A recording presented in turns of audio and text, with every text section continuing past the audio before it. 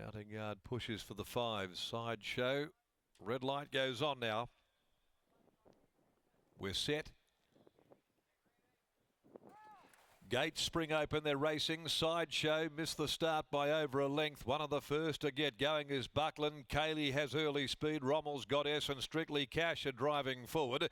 The King's Uncle hunting through along the rail soon after from I'm Crafty. Played the bluff wide and has to hit the brakes to go right back with Lady Tremaine. Sideshow making ground now. A Sheen settles right back there. At the 1,000 had just one behind it. Think Quicker. Strictly Cash now goes to the lead. Heading along by the 900, Strictly Cash found the fence and leads the way from Kaylee. Then came Buckland third. I'm Crafty up there is travelling in 4th spot. Play the bluff a little wider.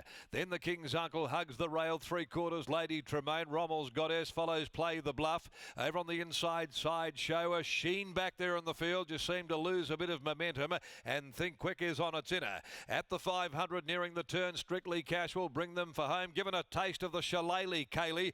Over on the rails, Buckland. I'm Crafty being dug up, being asked to go. Lady Tremaine, the King's Uncle, further back, Play the Bluff. A Sheen well back in the field, so Sideshow, but Strictly Cash gave them the go-by. At the 200, raced well clear. Strictly Cash by 3, I'm Crafty. The King's Uncle down the outside, Lady Tremaine. Rommel's Goddess getting a little tired, Strictly Cash, but will have enough in hand. Strictly Cash all the way from I'm Crafty, the King's Uncle, Rommel's Goddess. It was the widest of those with Lady Tremaine, then Think Quick, followed by Sideshow. Couple of big flops in the race, including a Sheen. Buckland right back there. Kaylee dropped right out of play, and Play the Bluff is the last to greet the judge. Well, we might have to just throw the form guide out the window after the running of race number 3. Strictly Cash. Chris Nicol for Steve Ryan. Well done to Steve-O. And Chris Nicol here all the way. And Strictly Cash, the 7-year-old, who's only ever won one race previously in 26 prior starts, and ends about an 888-day spell since it won a race. So good luck to Rhino and Chrissy Nicol. I'm Crafty second, and third goes the King's Uncle, Lady Tremaine and Rommel's Goddess, photoed 4th together. 11, 1 and 3, Bob of the Heads for 4th. 7, Lady Tremaine and Nose, Rommel's Goddess in 1:24.54. But they couldn't make any headway. Those back in the field, Sideshow, also a Sheen, Played the Bluff, dropping right out Kaylee. Some big disappointments there as a result of race number 3, which has been taken out by Strictly Cash, leading all the way for DM Daniels, prepared by Steve O'Ryan, and does a great job at the gates, and of course prepares a little team as well.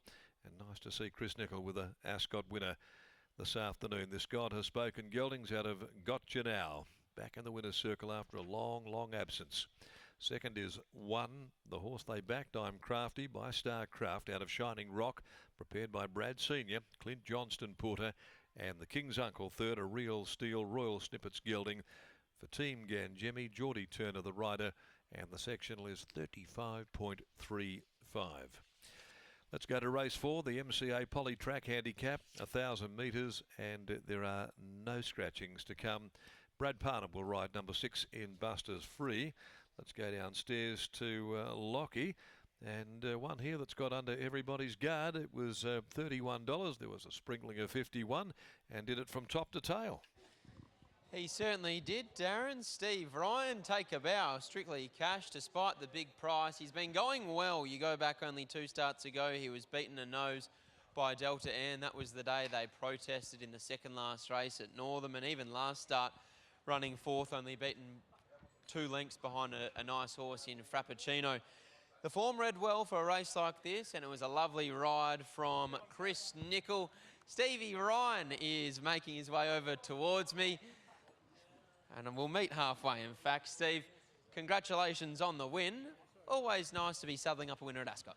Yeah, this horse is, obviously Macca up there. Hey, Macca. He's everyone's guard, but last 3 starts have been enormous. Blinkers on. He won with blinkers on first up about 4 years ago. That's when I got him as a bit of a rogue, but it was just a little bit weak and a bit of a funny horse. But he's a quirky horse and got a few little issues, and when Chris fired him up, I've gone, mate, you got to be kidding me. What are you doing? I thought, if you just sit midfield, you win easy, you know. Then I was like, what's he doing there? But that was fantastic. He deserved that. The horse deserved it. Like, I thought we should have won the protest, but I've had about 4 protests. I haven't won any of them. So unlucky there. The other day, I thought he should have run a nice third, but he was just a bit underdone to probably lead all the way the other day, and he probably went good as well. But no, that's good for Chris. He's very underrated. He's got great hands, and they run for him, so I'm wrapped for him as well. Have you changed anything with this horse behind the scenes? Because as you've said, his last 3-4 starts have all had plenty of merit. He's a bizarre little horse. Like he's pretty much like a pet dog. You let him do what he wants to do. You force him to do things, he'll go backwards faster than he goes forward. So you just got to mix it up with him. The owners, Shelley Daniels and Don Daniels, they live out the Swan. He goes out there a fair bit. They're great for me. They look after him a fair bit. So we just got to put him out for 3 days. He gets bored. You got to bring him back in. 2 days, bring him back out. Does a lot of swimming at the pool. So, no, I mean, if the pool was a bit cheaper, we'd probably swim a lot more. But $10 a swim, it kills me. But we should be able to afford a few more now. A recipe that's clearly working. Well done, Steve. No worries. Cheers, Lockie. There's Steve Ryan, and here's Chris Nicol.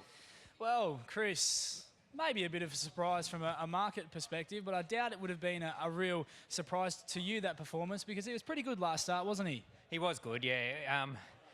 I was sort of hoping for a similar run today. I rode him as a young horse, and he's improved a hell of a lot since then, but he needs to sort of be given a dig early.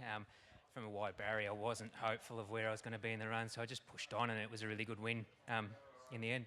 He has been a bit inconsistent over the journey, this horse, but as he has shown from time to time, once he does find a bit of form, he can generally string a couple of runs together. I think so. I think he's obviously had some issues in the past, and Steve seems to have him right this prep.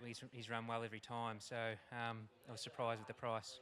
Is that the key to him now, you think, moving forward? Once he is a horse that, when he gets fit, you can give him a dig out of the barriers, park over the speed, and he's pretty tough late in the piece? Yeah, look, it's only a Class 1, but I think, you know, that's keep him fresh, keep him happy. It's that sort of horse. Congratulations, Chris. Well done. Thanks. There's Chris Nicol combining with Stevie Ryan and Strictly Cash taking out the Morley Growers Market Handicap. On the other side of the break and the replay, we'll be catching up with an old friend in Gareth Hall for his best from the West segment.